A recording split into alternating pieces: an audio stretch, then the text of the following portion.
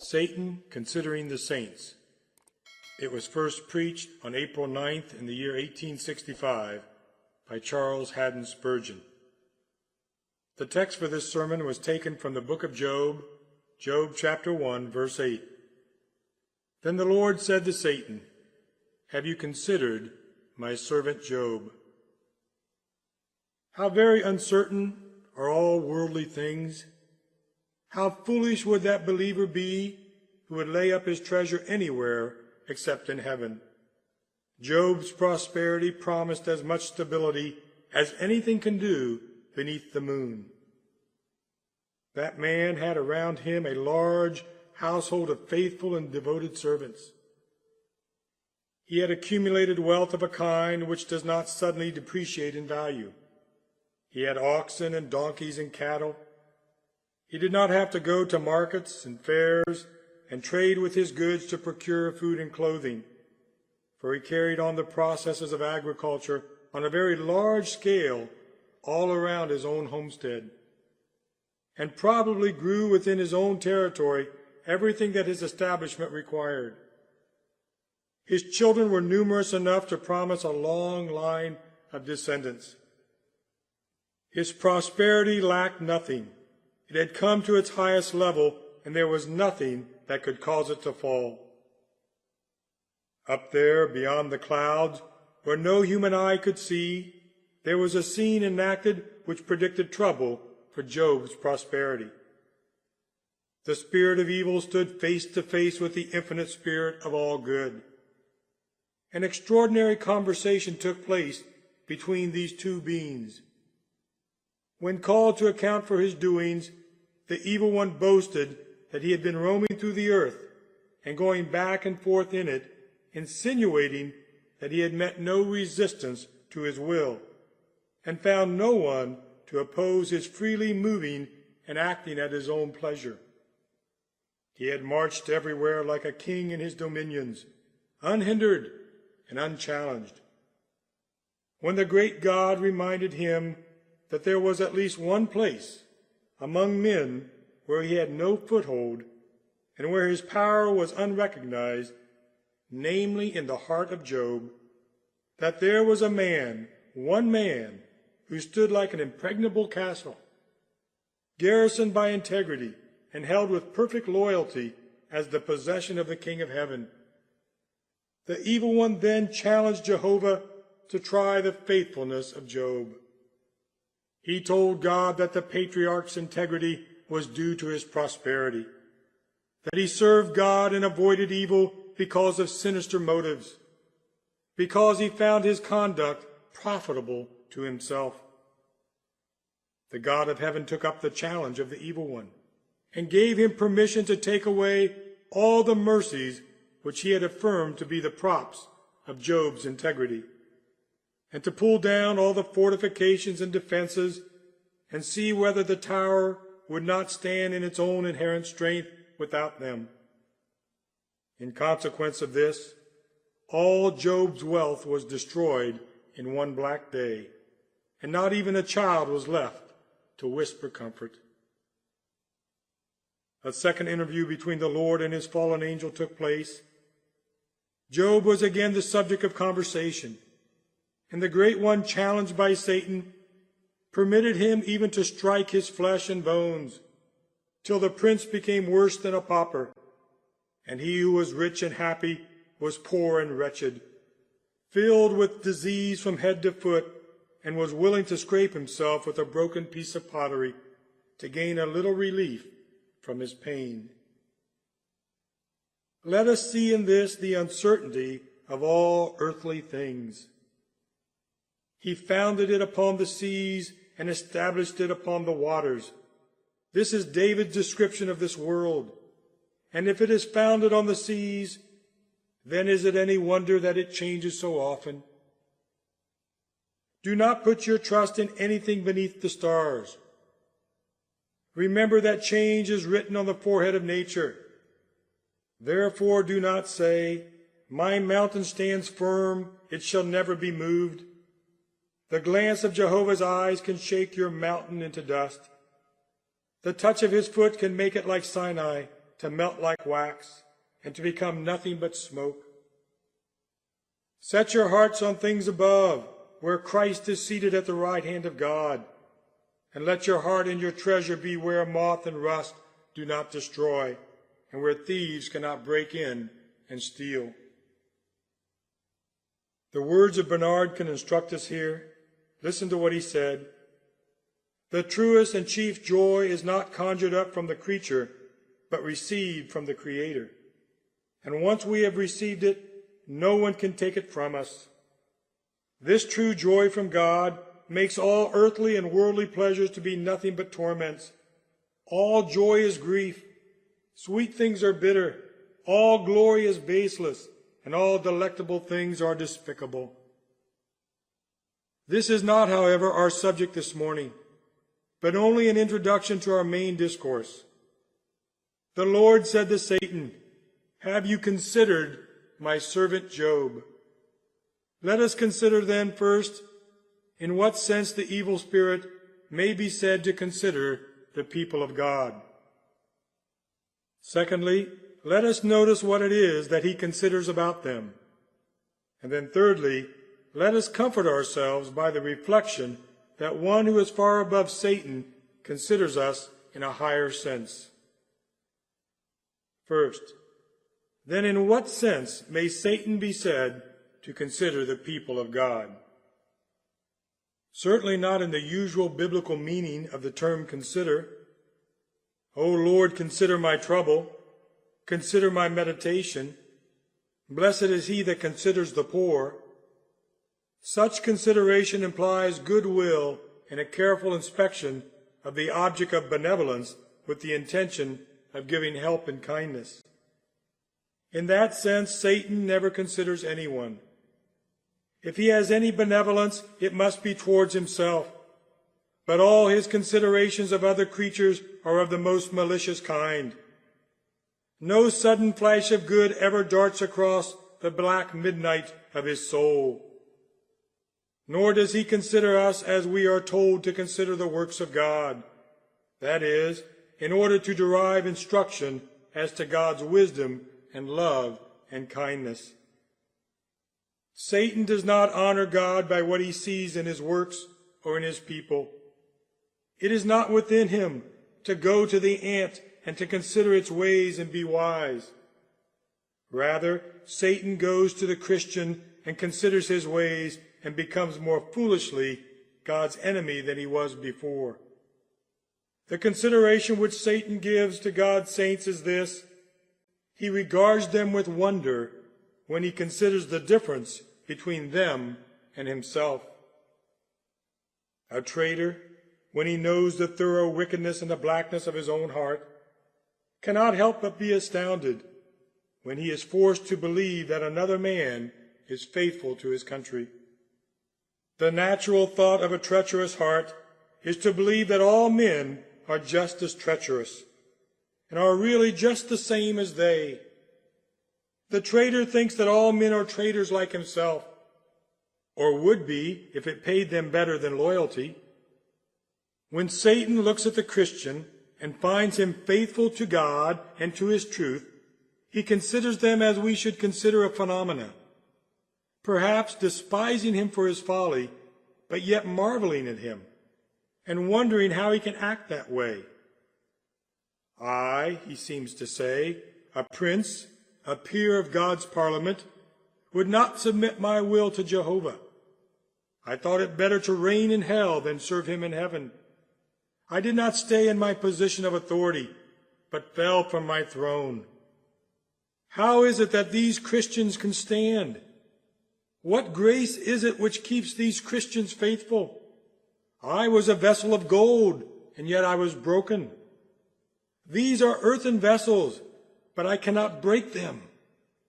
I could not stand in my glory. What is the matchless grace which upholds them in their poverty, in their obscurity, in their persecution, still faithful to God, who does not bless and exalt them as he did me? It may be that he also wonders at their happiness. He feels within himself a seething sea of misery. There is a deep gulf of anguish within his soul. And when he looks at believers, he sees them quiet in their souls, full of peace and happiness, and often without any outward means by which they should be comforted, yet rejoicing and full of glory. He goes back and forth through the world and possesses great power, and there are many faithful followers who carry out his orders without question in order to serve him. Yet he does not have the happiness of spirit possessed by the humble Christian woman, obscure, unknown, having no servants to wait upon her, but stretched out upon the bed of weakness. Satan admires and hates the peace which reigns in the believer's soul. But his consideration may go further than this. Is it not possible that Satan considers the Christians to detect, if possible, any flaw and fault in them, which would bring some comfort to himself? They are not pure, he says, these blood-bought ones, these elect from before the foundations of the world. They still sin. These adopted children of God even offend the glorious Son who bowed his head and gave up his spirit for them. How must he chuckle with such delight as he is capable of over the secret sins of God's people. And if he can see anything in them inconsistent with their profession, anything which appears to be deceitful, and therein like himself, he rejoices. Each sin born in the believer's heart cries to Satan, my Father, and he feels something like the joy of fatherhood as he sees his fond offspring. He looks at the old man in the Christian and admires the stubbornness with which it maintains its hold, the force and the passion with which it struggles for the mastery, the craft and cunning with which every now and then, at set intervals, at convenient opportunities, it puts forth all of its force. He considers our sinful flesh and makes it one of the books which he diligently reads. I don't doubt that one of the fairest prospects which the devil's eye is always fixed upon is the inconsistency and the impurity which he can discover in the true child of God. In this respect, Satan had very little to consider in God's true servant, Job. Nor is this all, but rather just the starting point of his consideration.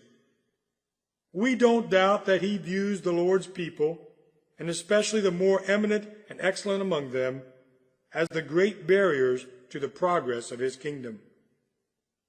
Just as the engineer, endeavoring to build a railway, keeps his eye very much fixed on the hills and the rivers, and especially on the great mountain through which it will take many years of labor to bore a tunnel. So Satan, in looking on his various plans to carry on his dominion in the world, considers most such men as Job. Satan must have thought a lot about Martin Luther. I could control most of the world, he says, if it were not for Luther. He stands in my way. That strong-headed man hates and mauls my firstborn son, the Pope. If I could get rid of him, I would not mind, though 50,000 smaller saints stood in my way. Satan is sure to consider God's servant Job, since God said, there is no one on earth like him. For he stands out distinct and separate from his fellow men. Those of us who are called to the work of the ministry must expect from our position to be the special objects of Satan's consideration.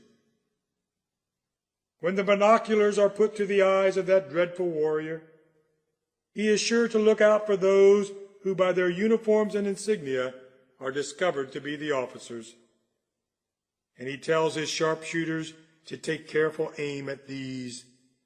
For, he says, if the one who carries the standard should fall, then shall the victory be more swiftly gained to our side, and our opponents shall quickly retreat.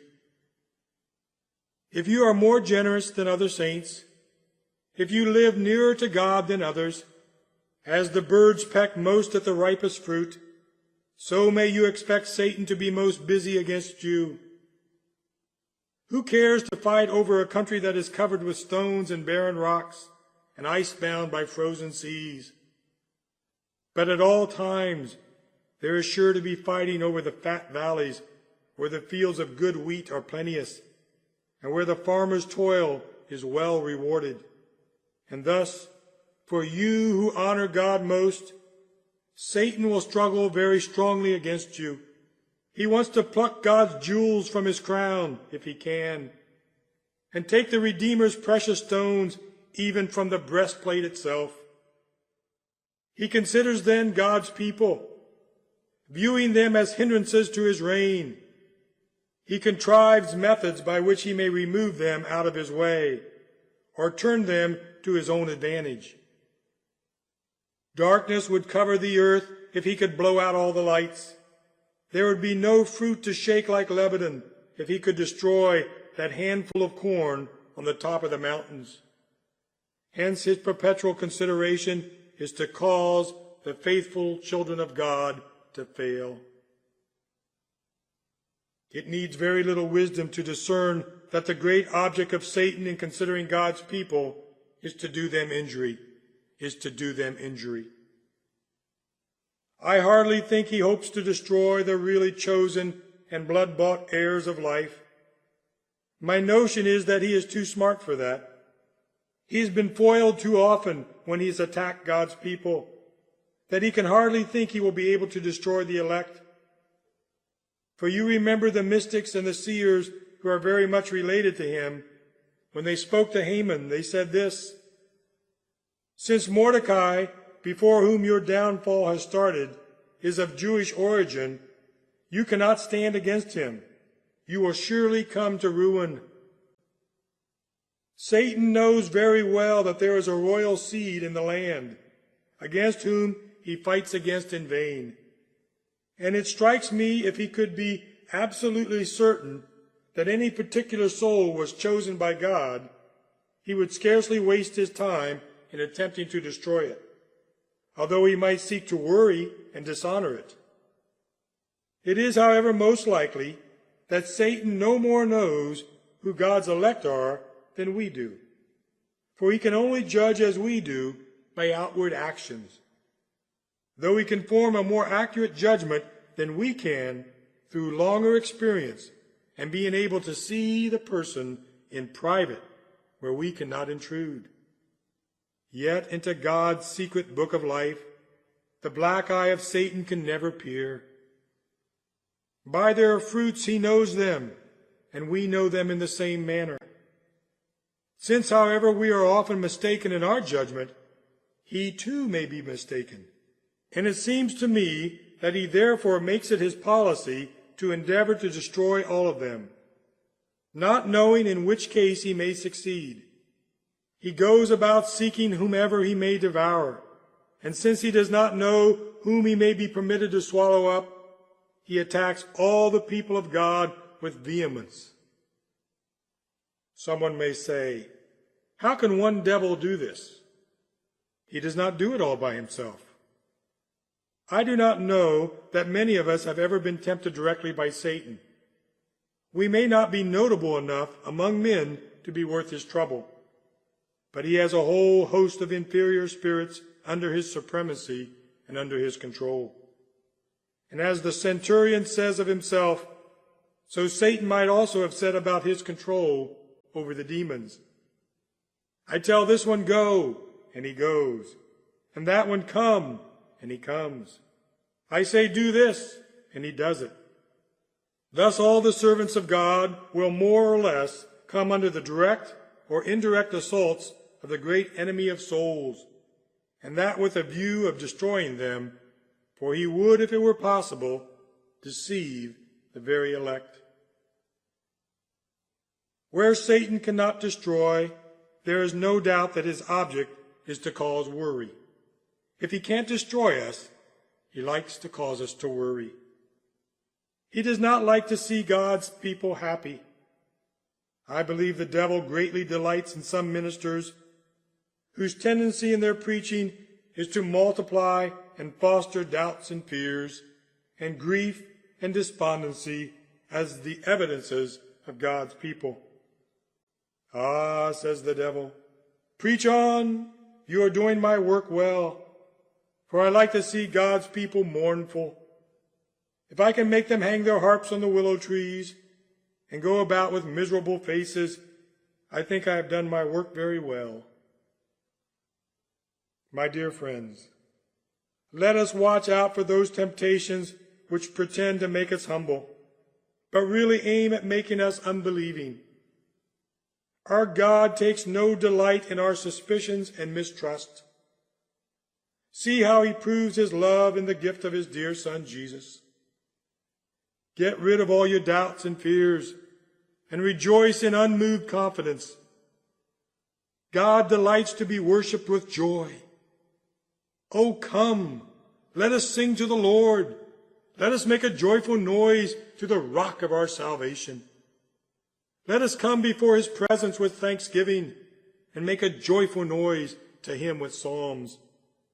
Rejoice in the Lord and be glad, you righteous. Sing, all you are upright in heart. Rejoice in the Lord always. I will say it again, rejoice. Satan does not like this. Martin Luther used to say, let us sing psalms and spite the devil. And I have no doubt Martin Luther was pretty nearly right, for that lover of discord hates harmonious, joyful praise. Beloved brother, the archenemy wants to make your life wretched here on earth. If he cannot have you in eternity, and in this, no doubt he is aiming a blow at the honor of God. Satan is well aware that mournful Christians often dishonor the faithfulness of God by mistrusting it. And he thinks if he can worry us until we no longer believe in the faithfulness and goodness of our Lord, he shall have robbed God of his praise. He that offers praise glorifies me, says God. And so Satan lays the axe at the root of our praise, that God may cease to be glorified. Moreover, if Satan cannot destroy a Christian, how often has he spoiled his usefulness? How often has he spoiled the usefulness of a Christian? Many a believer has fallen, not to break his neck, that is impossible, but he has broken some important bone and has gone limping to his grave. We can recall with grief some men once eminent in the ranks of the church who did run well, but all of a sudden, through stress of temptation, they fell into sin, and their names were never mentioned in the church again, except with bated breath. Everybody thought and everybody hoped that they were saved, but certainly their former usefulness never could return. It is very easy to go back in the heavenly pilgrimage, but it is very hard to reverse your steps once you have stepped back. You may easily turn aside and put out your candle, but you cannot light it quite so easily. Friend, beloved in the Lord, watch against the attacks of Satan and stand firm, because you, as a pillar in the house of God, are very dear to us, and we cannot spare you. As a father or as a mature woman in our midst, we honor you, and we would never want to be made to mourn and lament over you. We do not wish to be grieved by hearing the shouts of our adversaries while they cry, "Aha! Aha!" just as we thought. You are not any different from us. It is sad, but there have been many things done in our Zion which we would not have told in Gath, nor published in the streets of Ashkelon, lest the daughters of the uncircumcised should rejoice, and the sons of the Philistines should triumph. Oh, may God grant us grace as a church to stand against the tricks of Satan and his attacks, that having done his worst, he may gain no advantage over us. And after having considered and considered again, and counted our towers and our walls, he may be compelled to retreat, because his battering rams cannot jar so much as a single stone from our fortifications. and his slings cannot slay one single soldier on the walls. Before I leave this point, I would like to say that perhaps it may be suggested, how is it that God permits this constant and malicious consideration of his people by the evil one?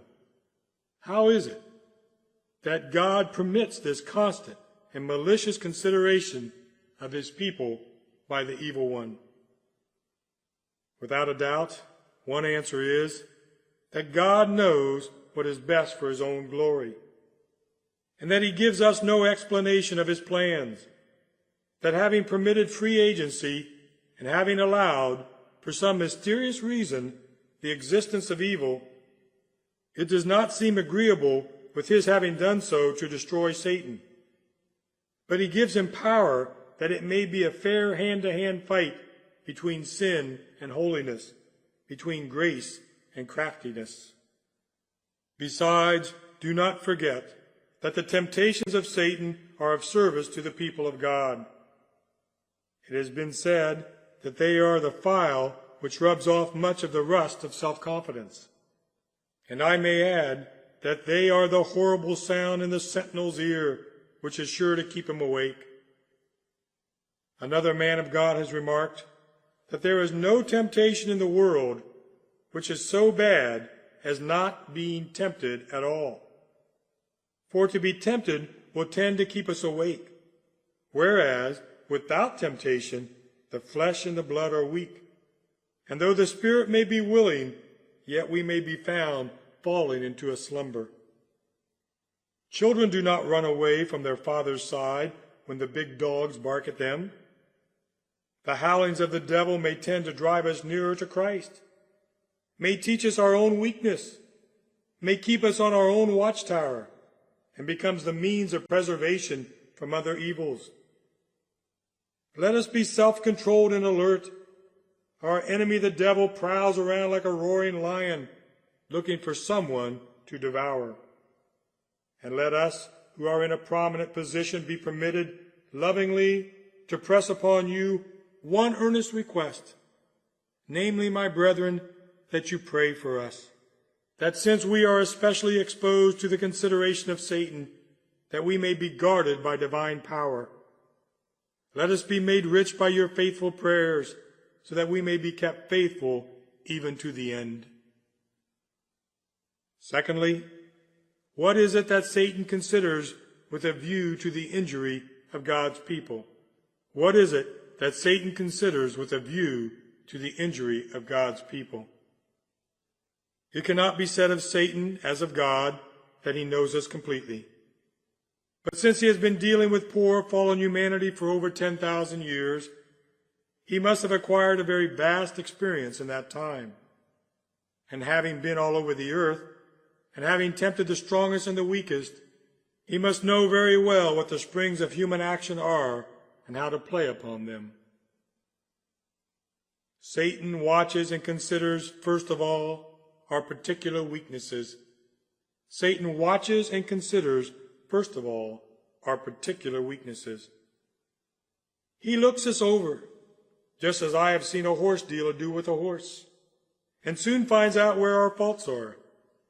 I, a common observer, might think the horse an exceedingly good one, as I see it running up and down the road, but the dealer sees what I cannot see, and he knows how to handle the creature in just the right way so that he can soon discover any hidden trouble.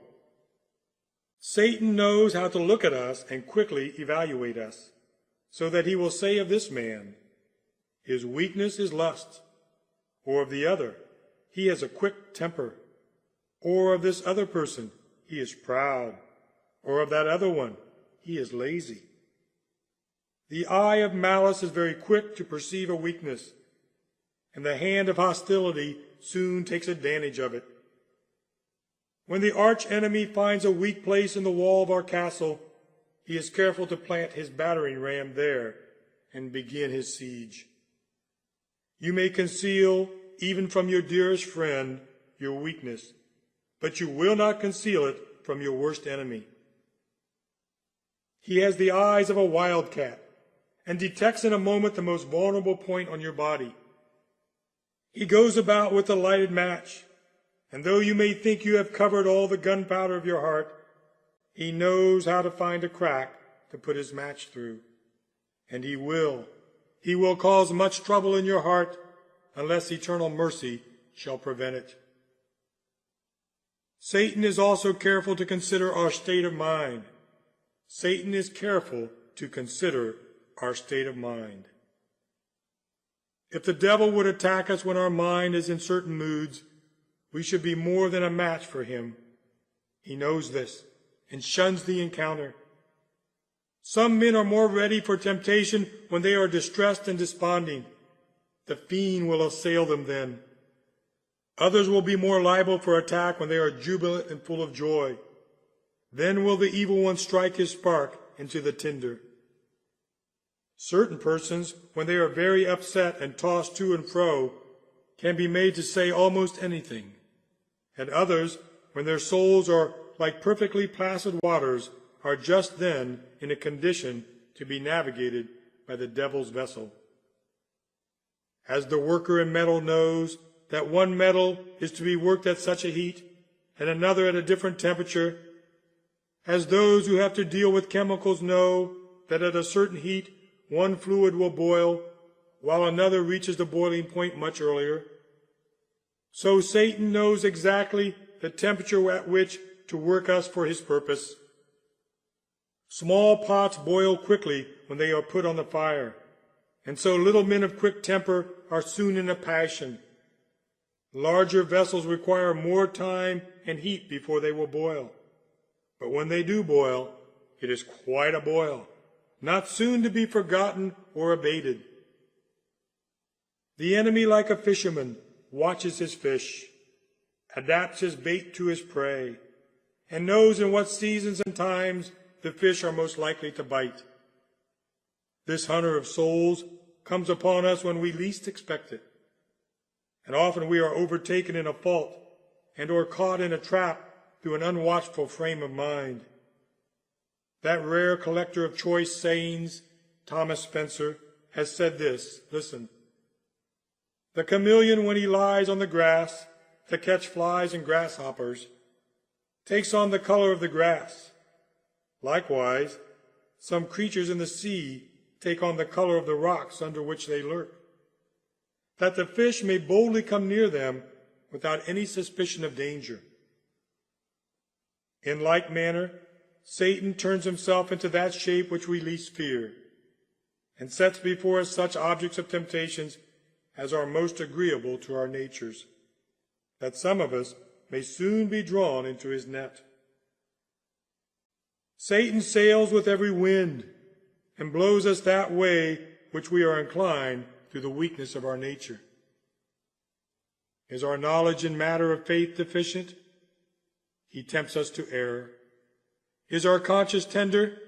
He tempts us to legalism and too much preciseness. Has our conscience allowed some latitude? He tempts us to carnal liberty. Are we bold-spirited? He tempts us to presumption. Are we fearful and distrustful? He tempts us to desperation. Do we have a flexible disposition? He tempts us to infidelity. Are we stiff? He labors to make us obstinate heretics, schismatics, or rebels of us. Do we have a severe temper? He tempts us to cruelty. Are we soft and mild? He tempts us to indulgence and foolish pity. Are we hot in matters of religion? He tempts us to blind zeal and superstition. Are we cold? He tempts us to Laodicea and lukewarmness. Thus he lays his traps, that one way or another he may ensnare us. Satan is also careful to consider our position among men. Our position among men. There are a few persons who are most easily tempted when they are alone. They are the subjects then of great heaviness of mind, and they may be driven to the most awful crimes. Perhaps most of us are more liable to sin when we are in the company of others. In some company I would never be led into sin. Many are so full of flippancy and humor that those of us who are inclined the same way can scarcely look them in the face without feeling our besetting sin coming awake.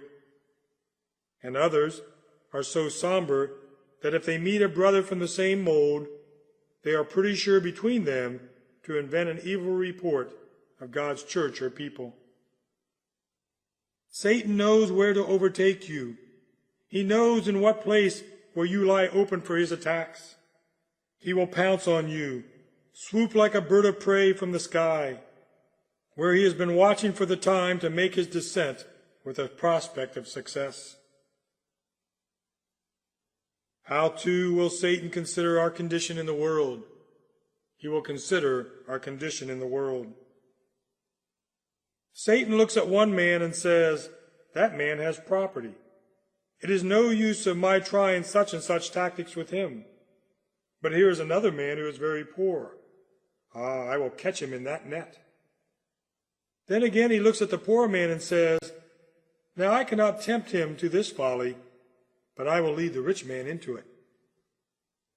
As the sportsman has a gun for the wild fowl and another for deer and game, so too Satan has a different temptation for various orders of men. I do not suppose that the Queen's temptation will ever annoy Mary the kitchen maid. I do not suppose, on the other hand, that Mary's temptation will ever be very serious to me. Probably you could escape from mine. I do not think you could, for I sometimes fancy I could bear yours, though I question if I could. However, Satan knows just where to hit us, and our position and our capabilities, our education, our standing in society, our calling, may all be doors through which he may attack us. You who have no calling at all are in a particular peril. I am amazed that the devil does not swallow you outright. The most likely man to go to hell is the man who has nothing to do on earth. I say that seriously. I believe that there cannot be a worse evil for a person than to be placed where he has no work. And if I should ever be in such a state, I would get employment at once, for I fear that I would be carried off, body and soul, by the evil one. Idle people tempt the devil to tempt them. Let us have something to do. Let us keep our minds occupied, for if not, we make room for the devil. Hard work will not make us gracious, but the lack of hard work may make us vicious. Have something always on the anvil or in the fire. In books or work or healthful play, I would be busy too, for Satan finds some mischief still for idle hands to do. So as we were taught in our childhood, so let us believe in our manhood. The reading and studying of books or other works and exercise are necessary for health and should occupy our time. For if I allow myself to be lazy like an old piece of iron, I must not be surprised that I grow rusty with sin. Nor have I finished yet. Satan, when he makes his investigations, notices all the objects of our affection. He notices all the objects of our affections. I do not doubt when he went around Job's house, Satan observed it as carefully as thieves do a jeweler's premise when they plan to break into them. They very cunningly take account of every window, door, and lock. They do not fail to look at the house next door, for they may have to reach the treasure through the building which adjoins it. So when the devil went around, jotting down in his mind all of Job's wealth, he thought to himself, "There are the camels and the oxen, the donkeys and the servants. Yes, I can use all these very well." Then he thought to himself, "There are the 3 daughters, there are the 10 sons, and they go feasting. I know where to catch them, and if I can just blow the house down when they are feasting and partying, that will afflict the father's mind the more severely. For he will say, Oh, that they had died when they had been praying, rather than when they had been feasting and drinking wine. I will put that down, too, in my inventory of schemes. Then the devil said, I shall want her also. And accordingly it came to that.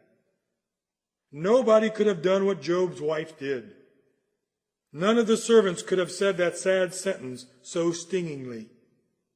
Or if she meant it very kindly, none could have said it with such a fascinating air as Job's own wife when she said, Curse God and die. Ah, Satan, you have plowed with Job's heifer, but you have not succeeded. Job's strength lies in his God, not in his hair, or else you might have shaved his head just as Samson's head was shaved. Perhaps the evil one had even inspected Job's personal sensibilities, and so selected that form of bodily affliction which he knew to be the most dreaded by his victim.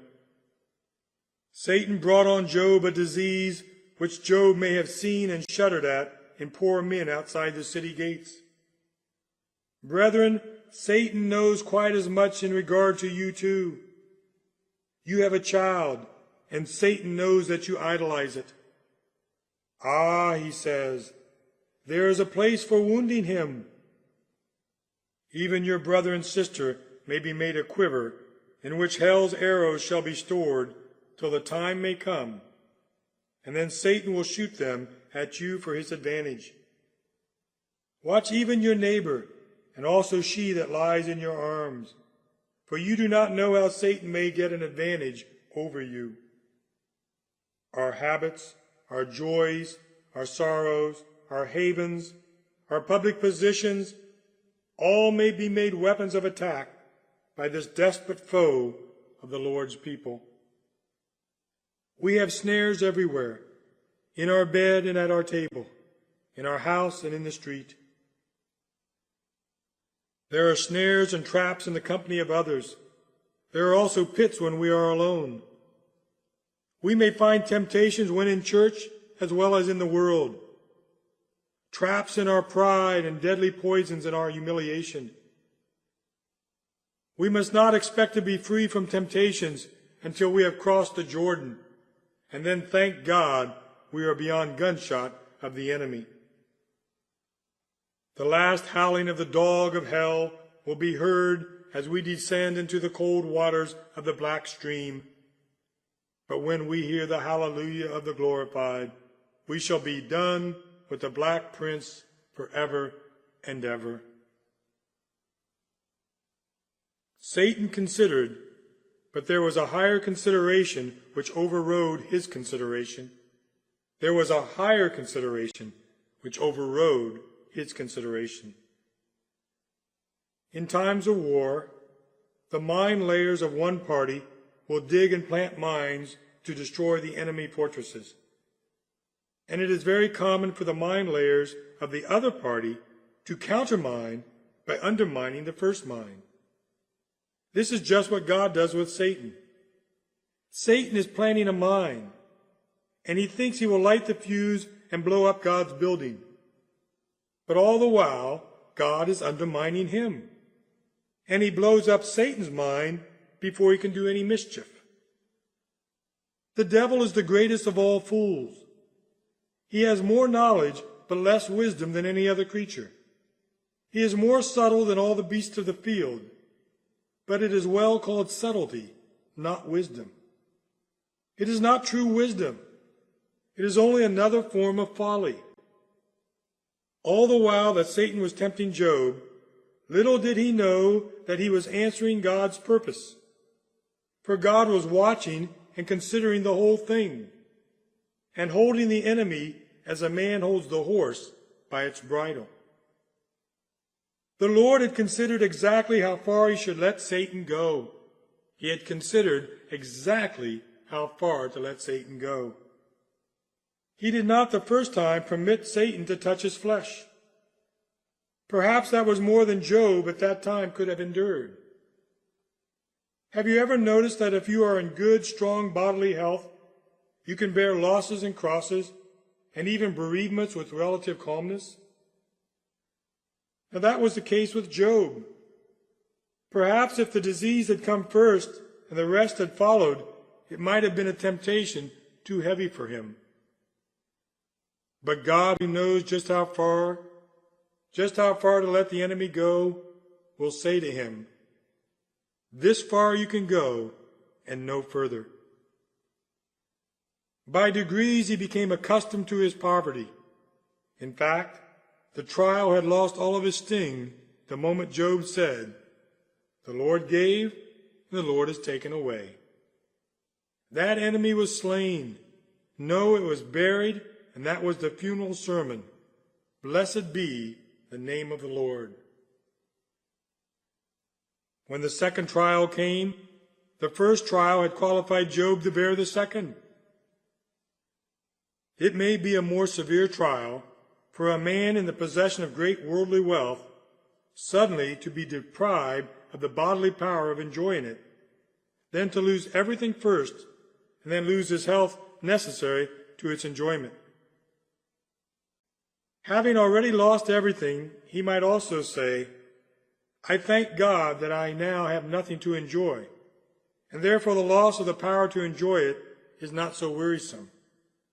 I do not have to say, how I wish I could go out into my fields and see my servants, for they are all dead. I do not wish to see my children, they are dead and gone. I am thankful that they are, for it is better than that they should see their poor father sit on a dunghill like this." He might also have been glad if his wife had gone too, for certainly she was not a very particular mercy when she was spared, and possibly, if he had all his children about him, it might have been a harder trial than it was. The Lord who weighs mountains in scales had measured out his servant's woe. Did not the Lord also consider how he should sustain his servant under this trial? Did not the Lord also consider how he should sustain his servant under his trial? Beloved, you do not know how blessedly our God poured the secret oil on Job's fire of grace, while the devil was throwing buckets of water on it. He said to himself, "If Satan shall do much against him, then I will do more for him. If he takes much away, I will give him more. If he tempts Job to curse, I will fill him so full of love to me that he shall bless me. I will help him. I will strengthen him. Yes, I will uphold him with my right hand of righteousness." Christian, take those two thoughts and put them under your tongue as a wafer made with honey. You will never be tempted without express license from the throne where Jesus pleads. And on the other hand, when he permits it, he will, with the temptation, make a way of escape or give you the grace to stand up under it. In the next place, the Lord considered how to sanctify Job by his trial. How to sanctify Job by his trial. Job was a much better man at the end of the story than he was at the beginning. He was an incredible disgrace to Satan and his power. He was a perfect and an upright man, but at first there was a little pride about him. We are poor creatures to criticize such a man as Job, but still there was in him just a sprinkling of self-righteousness. I think his friends brought it out. Eliphaz and Zophar said such irritating things that poor Job could not help replying in strong terms about himself. And I think that they were rather too strong. There was a little too much self-justification. He was not proud, as some of us are, of a very little. He had much to be proud of, as the world would allow. But yet there was a tendency to be exalted with it. And though the devil did not know it, perhaps if he had left Job alone, that pride might have become a seed, and Job might have sinned.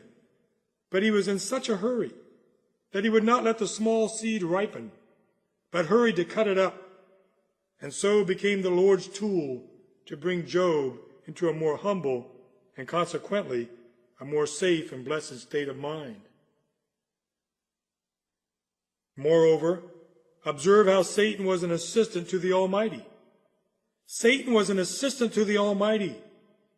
Job, all this while, was being enabled to earn a greater reward. He was being enabled to earn a greater reward. All his prosperity is not enough. God loves Job so much that he intends to give him twice the property. He intends to give him his children again. He means to make him a more famous man than ever, a man whose name shall ring down through the ages, a man who shall be talked of throughout all generations. He is not to be the man of us, but the man of the whole world. He is not to be heard by a handful in one neighborhood, but all men are to hear of Job's patience in the hour of trial. Who is to do this? Who is to fashion the trumpet of fame through which Job's name is to be blown? The devil goes to the forge and works away with all of his might to make Job illustrious. Foolish devil, he is piling up a pedestal on which God will set his servant Job, that he may be looked upon with wonder by all ages. To conclude, Job's afflictions and Job's patience have been a lasting blessing to God's holy church, and they have inflicted incredible disgrace upon Satan. If you want to make the devil angry, throw the story of Job into his teeth. If you desire to have your own confidence sustained, may God the Holy Spirit lead you into the patience of Job. Oh, how many saints have been comforted! How many have been comforted in their distress by this history of patience? How many have been saved out of the jaw of the lion and from the paw of the bear by the dark experiences of the patriarch of Uz? Oh, arch-fiend, how you are trapped in your own net. You have thrown a stone which has fallen on your own head. You made a pit for Job, and you have fallen into it yourself. You are trapped in your own craftiness. Jehovah has made fools of the wise and driven the false teachers mad. Brethren, let us commit ourselves in faith to the care and the keeping of God. Let poverty come, sickness come, even death come, and we will in all things, through Jesus Christ's blood, be conquerors. And by the power of his Spirit, we shall overcome in the end. I pray to God that we would all trust in Jesus. May those who have not trusted him be led to begin this very morning, and God shall have all the praise in us all, evermore. Amen.